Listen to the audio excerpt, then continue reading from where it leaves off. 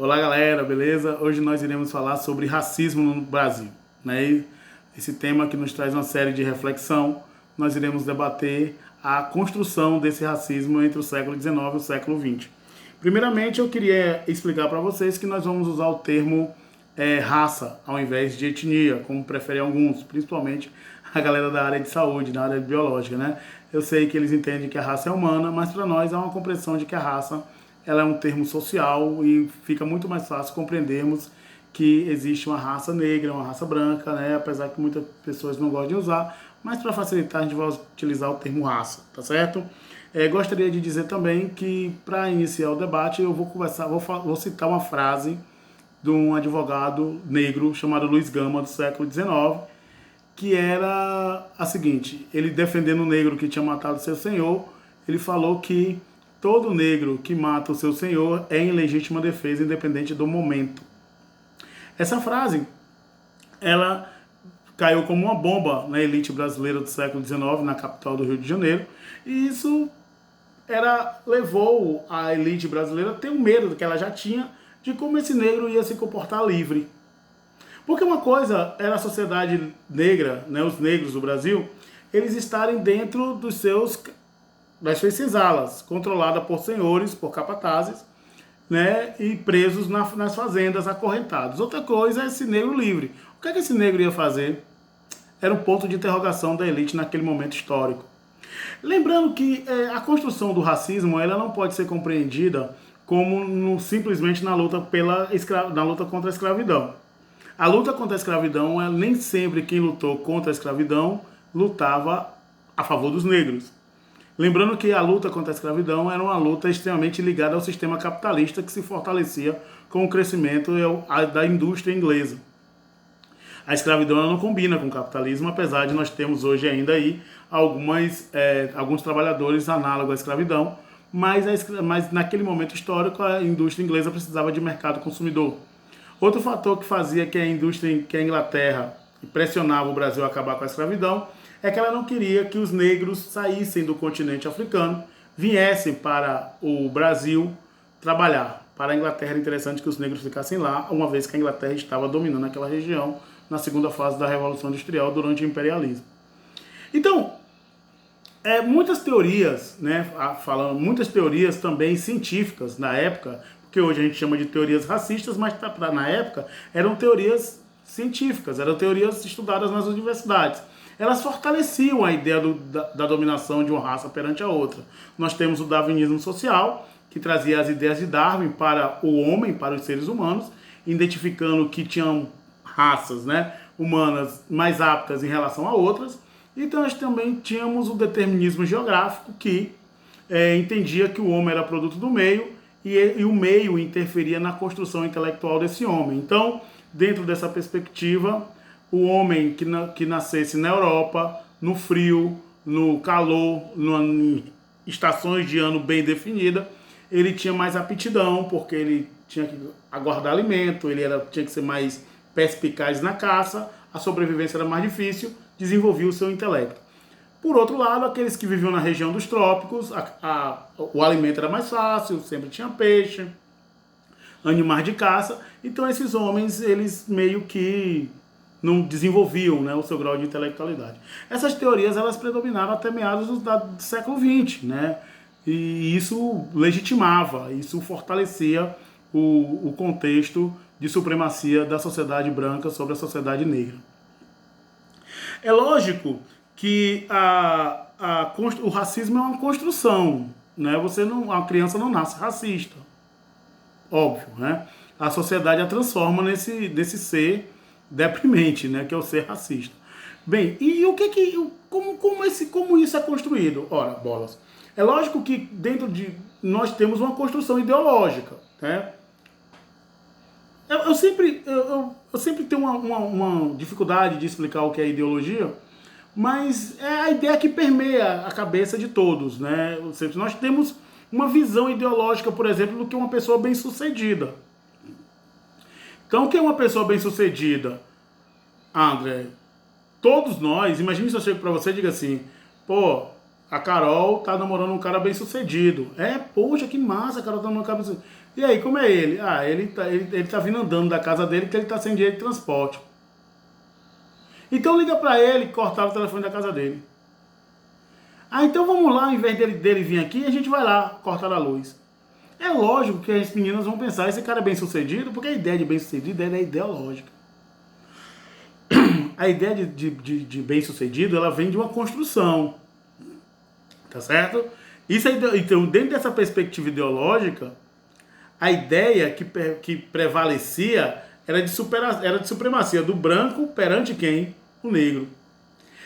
E outra coisa impressionante do racismo é que ela não é uma construção só no aspecto físico da cor da pele. Não. Ela é uma construção também no aspecto cultural. Então não é só a cor da pele que é inferiorizada, estigmatizada. É tudo aquilo que você faz. É o estilo de música, é o padrão de beleza, é as roupas, são as roupas, é a religião, né? É a forma de se comportar, a música. Então tudo isso era discriminado. Tudo isso era considerado algo negativo. A cultura negra era menosprezada. Era proibida, porque era feio, era deseducador. Você já imaginou então, você está numa sociedade na qual você é liberto, com a Lei Áurea, mas o seu estigma de ex-escravo se sobrepõe, sem falar que o Estado brasileiro, ele dentro de uma perspectiva positivista e de querer ser cada vez mais igual à Europa, ele busca uma política de embranquecimento. Tem uma coisa que eu quero falar para vocês aqui, mesmo que o vídeo fique um pouco longo, mas que nos remete muito, é muito importante para a gente compreender a diferença do racismo dos Estados Unidos e do racismo no Brasil. A essência é a mesma. A essência é a mesma. Nos Estados Unidos, eles, lá no início do século XX, eles concretizaram a lei chamada regra de uma gota. Você não podia ter uma gota de sangue negro. Você era considerado negro. Era a ideia da raça pura mesmo. Que não surge na Alemanha, não.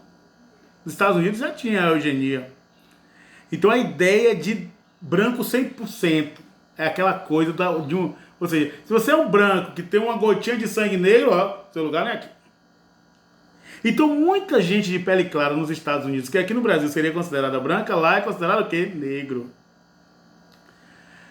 Já no Brasil, a miscigenação, né, que foi uma coisa que tem uma série de debates sobre ela, né, que aconteceu muito devido ao muçulmanismo, né, daquela ideia do Gilberto Freire da relação do fazendeiro com as mucamas, né.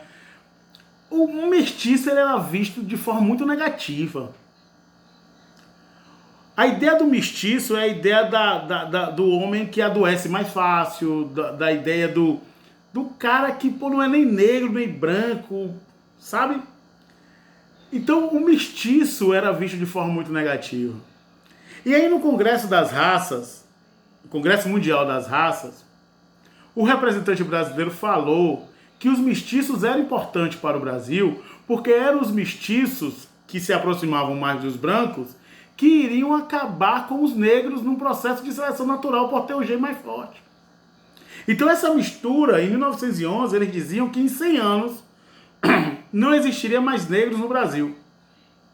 Haveria uma população branca e uma população que se aproximava desses brancos. Então percebam que no Brasil o mestiço foi aceito. O mestiço que se aproximava mais da classe da cor branca, ele foi aceito. Nos Estados Unidos, não. E daí essa ênfase, né, do racismo nos Estados Unidos, ele ser mais veementemente forte, apesar da essência ser a mesma e não ter racismo fraco, né? A gente vai explicar isso futuramente. Então, o racismo brasileiro, ele é diferente do americano, né? Na essência, a essência é a mesma. A forma é diferente. Uma certa vez, um amigo chegou dos Estados Unidos, aí todo mundo chega de fora, chega meio, né? Bam, bam, bam. Tal. Ele falou, André, vem cá, o que foi? Que história é essa que o racismo nos Estados Unidos... que história é essa que aqui no Brasil tem racismo? O racismo tem nos Estados Unidos. Eu falei, é mesmo. Puxa, não sabia não, pensei que tinha racismo no Brasil. Ah, André, lá tem bairro de negro e bairro de pobre. Eu fiz, é? Aí depois ele fez assim, lá tem festa de branco e festa de pobre. Lá tem escola de branco e escola de negro.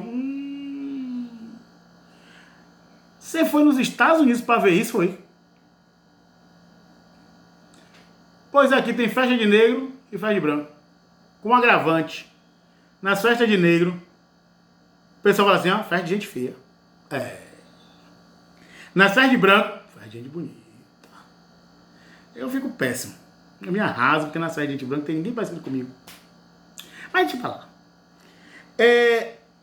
Escola de branco e escola de negro não tem não, é? Tem umas escolas ali na Graça, na Barra, na Pituba.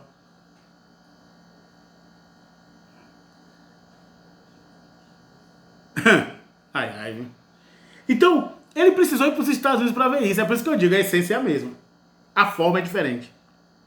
A essência é a mesma, a forma é diferente.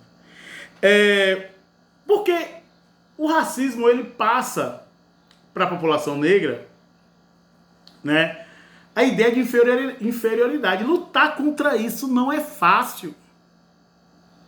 Recentemente, o deputado federal Valmir Assunção, há poucos dias, nós estamos fazendo esse vídeo no dia 13 de abril, Valmir Assunção foi chamado de macaco por uma empresária. Tem coisas que só quem sente, só quem sofre é que sente.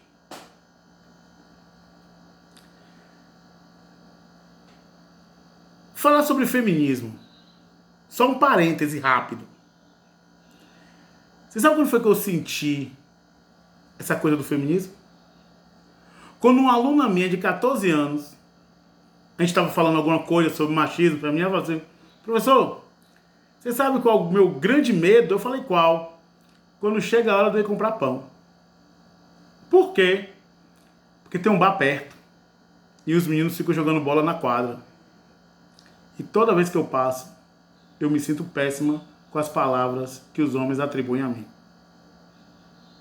Aquele dia, eu vi que a dor do outro não é a nossa.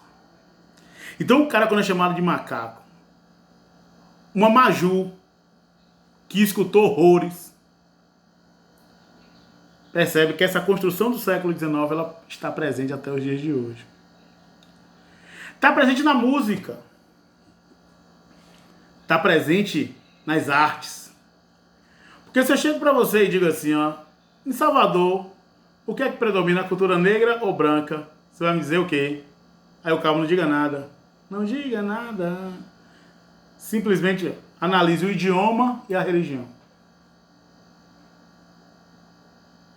A branca que predomina. Ideologia é isso. Ideologia é a construção, com o Estado apoiando, com o Estado presente. O Estado apoiou a escravidão 400 anos. Depois o Estado apoiou a marginalização do negro. A seleção natural do direito penal. Eu, quando olho a penitenciária, eu penso, rapaz, só negro faz coisa errada. Não. Existe uma seleção. Existe o direito penal, ele olha para uma parcela da população, sim, para outra ele olha... Nossa. Beleza? Esse tema vai levar horas, mas eu não estou nem ligando, viu? Então, olha só, os aparelhos ideológicos fortaleceram isso durante muito tempo. Hoje, devido à luta do movimento, devido à contestação, os aparelhos ideológicos vêm mudando. E algumas coisas são consideradas inaceitáveis. Para concluir esse vídeo, vai demorar ainda, eu tenho 41, 47. Quando eu era garoto, meu programa de domingo era Didi, Mussum, Zacarias e Dedé. Você sabe como é que eu assisti esse programa? Olha como isso é forte. Eu assisti assim, ó. Ai, meu Deus do céu. Pensando nos apelidos que ia ocorrer comigo na segunda-feira no colégio.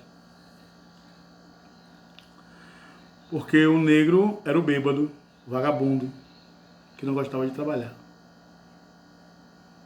Apelido com gordo, eram vários.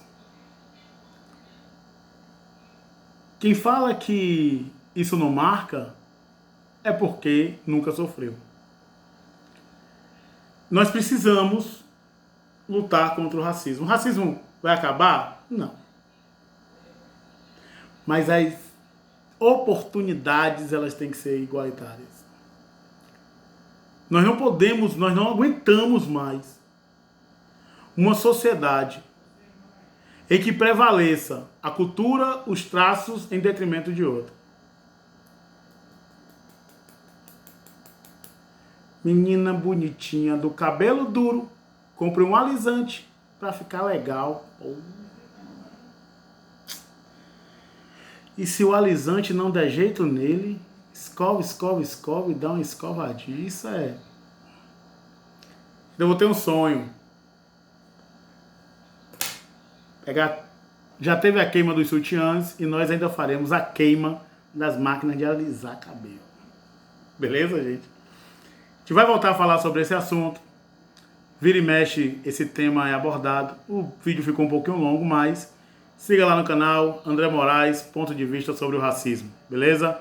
Um abraço, curte e fiquem bem.